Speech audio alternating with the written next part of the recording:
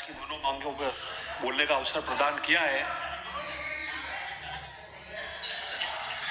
माननीय सभापति जी, मैं आपके माध्यम से उन दोनों मांगों पर इस सदन के माध्यम से और यहाँ विराजे दोनों मंत्री जी के समक्ष जो है वो कुछ सुझाव और कुछ बातें जो बहुत जरूरी है, जैसे वन क्षेत्र में है, पहले आपको वन विभाग वाली बात बता दूं मैं। मंत्री जी, बहुत सारी चीजें होती है, फॉरेस्ट को बचाना, कैसे क्या करना, वो हम सब जानते हैं और सदन में सारे लोग चर्चा करते हैं। मैं केवल एक मुद्दे पे और एक उदाहरण देकर उसको चर्चा करना चाहता हूं, आपके समक्ष लाना चाहता हूं। वो है कि वन क्षेत्र में हमारे धार्मिक स्थल बहुत सारे आए हुए हैं, जिसको लेकर कई बार ऐसी स्थितियां पैदा हो जाती है हम जनप्रतिनिधियों के लिए कि वो समय के हिसाब से बहुत ज्यादा जरूरी हो गया है कि उसके अंदर जहां वो धार्मिक स्थल है थोड़ा बहुत उसका अच्छा रिपेयर हो जाए।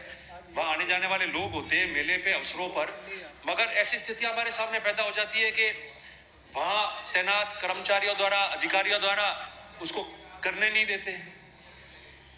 उसका संज्ञान मैं आपको लाना चाहता हूं क्योंकि वो बहुत ज्यादा जरूरी है। दूसरा, कैसे जॉब्स जनरेट हो, रोजगार कैसे मिले, और उसके लिए हम लोगों ने राजस्थान स्टेट में इको टूरिज्म की पॉलिसी बनाई है। आपको उस पॉलिसी के बारे में समस्त जानकारी होगी। इको टूरिज्म की पॉलिसी में हम लोगों ने जो पॉलिसी बनाई उसे सबसे पहले हमने साफ लिखा है कि इस पॉलिसी में created pro sustainable eco tourism that converts natural resources and benefits local communities. मैं उस शब्द पे जोर देना चाहता हूं पॉलिसी में जो गवर्नमेंट ने निकाली है, लोकल कम्युनिटीज। और मैं इसलिए उस बात पे आना चाहता हूं कि लोकल कम्युनिटीज की हमने बात की और इसी पॉलिसी में जो हमने हमारे गोल्स किए उसमें इकोनॉमिक डेवलपमेंट की बात की है, create jobs and economic opportunities for all local communities.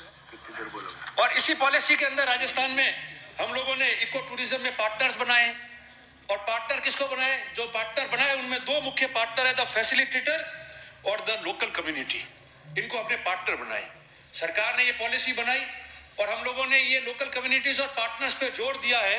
तो उसका कारण क्या है? उसका कारण यही है कि हम लोग चाहते हैं कि जो लोग वन क्षेत्र में रहते हैं, जिनका ताल्लुक रहा है, विशेषकर पशुपालक, आदिवासी, जो जल जमीन जंगल की हम बात करते हैं, उनका गुजारा कैसे हो, वो कैसे रहे। और समय के हिसाब से उन वन क्षेत्रों को हमने टूरिज्म और धार्मिक टूरिज्म के महत्व से उसको बढ़ाया है। तो वो लोकल व्यक्ति कैसे वहां रोजगार प्राप्त करे उसकी बात करनी है, मगर हम लोग इसमें फेल हो रहे हैं। मैं आपकी आज की सरकार की बात नहीं करता, कमियां पिछली सरकार के दौरान भी रही होगी, मगर आज उसको पूरा करना और कैसे तकलीफ आ रही है वो आपके संज्ञान में मैं क्लेम नहीं कर रहा हूं, मगर मैं कोट करता हूं कई बार आपके ऑफिस से भी क्या बात हो जाती है। उसमें मैं एक उदाहरण आपको देना चाहता हूं जिसमें आपने पॉलिसी के अंदर लिखा है, examples of eco tourism destination in Rajasthan, Sunda Mata temple in Jalore, Bassi in Chittorgarh, Kumbhalgarh in Rajsamand and Hamirgarh in Menal in Bhilwara. मैं सुंदा माता जी के बारे में बात करता हूं। सुंदा माता कंजर्वेटिव रिजर्व जो है वो राजस्थान का पहला भालू कंजर्वेशन रिजर्व है और इंडिया का, भारत का चौथा नंबर का रिजर्व है ये। और इस रिजर्व के अंदर इको टूरिज्म के तहत हमको लोगों को रोजगार देना था। डिस्ट्रिक्ट लेवल पे कमेटी बना रखी है हमने, जिसको कलेक्टर को मीटिंग लेके तय करना होता है। अब हो क्या रहा है यहाँ, ये पूरा जो क्षेत्र है, इसलिए मैं जोर दे रहा हूं कि ये पहला राजस्थान का भालू कंजर्वेशन रिजर्व है और इंडिया का चौथे नंबर का रिजर्व है। 2008 और 13 के कार्यकाल के अंदर, 2010-11 के अंदर इसके अंदर जायका योजना के माध्यम से करोड़ों रुपए खर्च हुए, नेचुरल ट्रैक्स बनाए, शेड्स बनाए, और सबसे बड़ी बात है कि वहां टूरिज्म रिसेप्शन सेंटर बनाया ताकि लोग वहां आ सके। आज वो tourism reception centre guest house के रूप में काम आ रहा है। कोई अंदर सोता है, आम आदमी जा नहीं पाता, टूरिस्ट जो आ रहा है वहां वो जा नहीं पाता। टूरिज्म हब है ये। और उस समय इसको जायका योजना के माध्यम से इसलिए पैसा खर्च किया था ताकि लोगों का रोजगार भी हो। कोई कमेटी वहां नहीं बनी। सुंदा माता जी, ये इतना आपने फर्स्ट राजस्थान का उसको बेयर कंजर्वेशन रिजर्व बनाया है और इतनी डेवलपमेंट की हम बात कर रहे हैं। सुंदा माता जी सबसे पवित्र स्थान है जिसकी स्टेट महाराष्ट्र, गुजरात और राजस्थान के लाखों टूरिस्ट वहां, धार्मिक टूरिस्ट वहां आते हैं। और वो पूरा एरिया, पूरा इलाका, सबसे ज्यादा अगर उसके अंदर बहुल्य एरिया है तो वो आदिवासी और भील समाज के लोग वहां रहते हैं और उनको रोजगार हम नहीं दे पा रहे। इको टूरिज्म के तहत कमेटी बना के रोजगार नहीं दे पा रहे। और तो और क्या होता है, कि जो सुंदा माता जी का स्थान बना वो मालवाड़ा के स्वर्गीय दुर्जन सिंह जी थे, उनकी देन थी, उनकी मेहनत थी, जिसकी वजह से वो स्थान जो है उसका महत्व बना और वो स्थान जो है उसका सारा कार्य शुरू हुआ। और कार्य किसने किया? जो वह बहुमत में भील समाज के, आदिवासी समाज के लोग रह रहे, उन्होंने कार्य किया वहां बैठ के। हजारों लोड किलो जो है वो वजन अपने ऊपर लेके वहां ऊपर चढ़ाई करके उन लोगों ने उनको बनाया। आज क्या हो रहा है? वह ट्रस्ट बन गया और ऐसा महसूस होता है कि फॉरेस्ट के अधिकारी और कर्मचारी ट्रस्ट के डायरेक्शन पे काम करना चाहते हैं, फॉरेस्ट विभाग के कर्मचारी या डीएफओ के डायरेक्शन पे काम नहीं करना चाहते। वहां उनको बिठाना चाहिए रोजगार के लिए। इको टूरिज्म की आप बात करते हो, उनको उठा दिया जाता है, बाहर फेंक दिया जाता है। और काम कौन करता है? ट्रस्ट के लोग। हम जाते हैं, कर्मचारी बोले साहब हमने तो नहीं कहा, ये खुद ही आपके फॉरेस्ट में काम कर रहे हैं। कैसे पॉसिबल हो सकता है मंत्री जी? आपको इस पे संज्ञान लेना पड़ेगा। और तो और मैं क्लेम कर रहा हूं, कोट कर रहा हूं, क्लेम नहीं कर रहा, मैं कोट कर रहा हूं कि तत्कालीन डीएफओ और रेंजर ने, एसीएफ ने मेरे को कहा कि साहब मंत्री जी के ऑफिस से ऑर्डर आया इसलिए इन लोगों को यहां से हटा देना है। मैं कोट कर रहा हूं, मैं आपको क्लेम नहीं कर रहा कि आपने कहा या आपके ऑफिस ने कहा। मैं कोट कर रहा हूं कि आपके ऑफिसर्स ये बात कर रहे हैं। जो आदिवासी जिनका वहां हक है, सरकार की पॉलिसी बनी इको टूरिज्म की, उनको हमको रोजगार देना है इसके माध्यम से। वो खिलौने बेच रहे हैं, चने बेच रहे हैं, ऊंट चला रहे, घोड़े चला रहे, पर्यटकों को, धार्मिक पर्यटकों को घुमा रहे हैं और हम उठा के उन्हीं को बाहर फेंक रहे हैं। तो ये क्या किसी ट्रस्ट के माध्यम से फॉरेस्ट काम करेगा? फॉरेस्ट काम करेगा। मेरा रिक्वेस्ट है आपसे कि आप जल्दी से जल्दी इको टूरिज्म की वह कमेटी बनाए, कमेटी बनाकर डिस्ट्रिक्ट लेवल कमेटी की मीटिंग कराकर और उन लोगों को परमिट करे कि वो बैठ के अपने जो है छोटे मोटा जो व्यापार रोजगार करते हैं, जिससे दिन भर उनका काम करने से चूल्हा शाम को घर में जलता है और वो आदिवासी भील समाज के लोग वह काम करते हैं, उनका कार्य जो है वो शुरू हो जाए। तो इको टूरिज्म जो हम लोग चाहते हैं पॉलिसी लाइए, वो बेनिफिशियल होगा और आप लोगों को भी साधुवाद और धन्यवाद मिलेगा।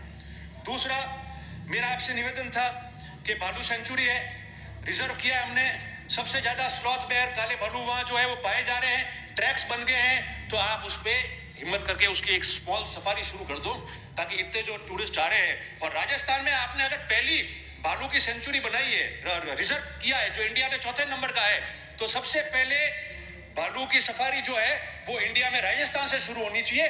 मैं समझता हूं कि आप ये हिम्मत करके और इसको जो है आज इस सदन में अगर घोषणा भी करेंगे तो पूरे देश के अंदर इसका एक जो है अलग से मैसेज जाएगा। दूसरी बात मैं आपको कहना चाहता हूं सर कि आपके सिरोही में एक मोर उद्यान की बात चल रही है, तो वो मोर उद्यान जो है वास्तव में वहां बेनिफिशियल है, उसके बारे में जो है आप थोड़ी सी ध्यान दिलाना। दूसरा, एक हम लोग जवाई में देखते हैं लेपर्ड सफारी वगैरह आपने बनाई है। पिछले 1-2 साल पहले माउंट आबू में भी लेपर्ड सफारी का जो है वो काम शुरू हुआ, सफारी भी शुरू की। ज्योग्राफिकल वो मैच नहीं करता है जवाई जैसा, क्योंकि ज्योग्राफिकल वहां की स्थिति और वहां का बहुत डेंस फॉरेस्ट है, मगर उसमें 2 मिनट में पूरा करूंगा सभापति जी, मगर उसको जो है आप प्रायोरिटी पे लेके पूरा करें। एक खेजड़ी और अन्य पेड़ बचाने के लिए जो अभियान चल रहा है, उसके लिए अगर आपको जरूरत पड़े प्रोटेक्शन एक्ट ट्रीज का लाना है तो लाए, मगर पर्यावरण को बचाने के लिए हमको आगे करना चाहिए। और अंत में 1 मिनट में मैं माननीय उद्योग मंत्री का ध्यान आकर्षित करते हुए, माननीय उद्योग मंत्री जी का एक ही सुझाव है। राइजिंग राजस्थान का आप लोगों ने किया है, मैं एक छोटी बात जो स्मॉल स्केल इंडस्ट्रीज की बात कर रहा हूं। आपने पिछले बजट के अंदर गिफ्ट सिटी गुजरात के तर्ज पर यहाँ बनाने की बात हुई थी, जो गुजरात में बन गई गांधीनगर में। अब जो हमारे साउथ में प्रवासी रह रहे लोग, वो हंड्रेड्स लोग जो है पिछले 2 साल से और 1 साल से बहुत ज्यादा तादाद में अहमदाबाद के ओडव, कठवाड़ा, छतराल, नरोड़ा, इन सब एरिया में आके बसने लगे। वहां उन्होंने साउथ में तो अब सिर्फ अपना एक ऑफिस रख रहे, अपना परिवार, अपना प्लांट सब वहां गुजरात बॉर्डर पे लगा रहे। मेरा ये रिक्वेस्ट है कि 2012-11 में जिस तरीके से आबू रोड के मावाल में, सांचौर में और ये बॉर्डर जो आता है हमारा मंडार, उस समय वहां रिको के प्लॉट्स कटे, जिसके अंदर हार्डवेयर वाले और बर्तन उद्योग सर्वाधिक आया। तो मैं आपसे ये रिक्वेस्ट करता हूं कि कॉन्क्लेव सिर्फ ये बुलाओ जिसमें स्मॉल स्केल इंडस्ट्री के लोग जो है जो यहाँ आना चाहते हैं, उनका कॉन्क्लेव होगा। तो वो सारे हमारे प्रवासी आपके उस कॉन्क्लेव में आएंगे, आप सभी को बुलाओ, हम लोग भी आएंगे और उनके लिए आप इस बॉर्डर पे, क्योंकि अहमदाबाद तो आ ही गए सब लोग, बॉर्डर पे भी रहना चाहते हैं। बॉर्डर पे अगर आप उसको रिको खोल के पूरी बॉर्डर पे कर दोगे तो ये जितने भी हमारे प्रवासी बाहर रह रहे हैं वो सारे यूनिट यहाँ राजस्थान में लगा देंगे, घर के पास भी रहेंगे, रोजगार भी मिल जाएगा और आपकी सरकार का बहुत अच्छा संदेश जाएगा। और ये बात भी हमारी रहेगी कि हम लोगों ने ये बात सदन में रखी थी। मैं सभापति जी आपका आभार व्यक्त करता हूं, आपका बहुत बहुत धन्यवाद।